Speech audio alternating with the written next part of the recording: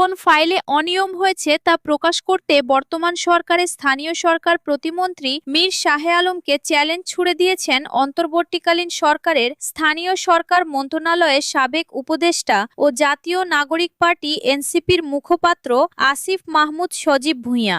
শনিবার রাতে নিজের ভেরিফাইড ফেসবুক পেজে লাইভে এসে তিনি এ চ্যালেঞ্জ জানান। স্থানীয় সরকার মন্ত্রণালয়ের প্রতিমন্ত্রী মীর শাহে আলমের অভিযোগের প্রেক্ষিতে আসিফ মাহমুদ তার বক্তব্য তুলে ধরেন।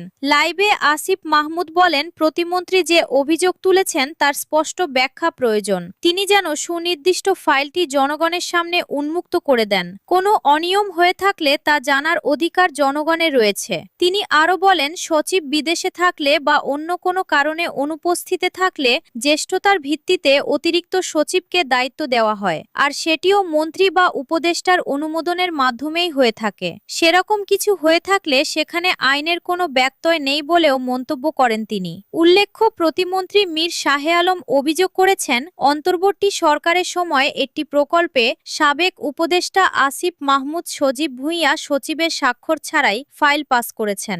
মীর শাহে আলম আরও বলেন, 2009 থেকে 2026 সাল পর্যন্ত স্থানীয় সরকার বিভাগ ও এর আওতাধীন কমিটিগুলোর কার্যক্রম আওয়ামী লীগ এবং অন্তর্বর্তী সরকার আমলসহ তদন্ত করে 60 কর্মদিবসের মধ্যে প্রতিবেদন জমা দেওয়ার নির্দেশ দেওয়া হয়েছে।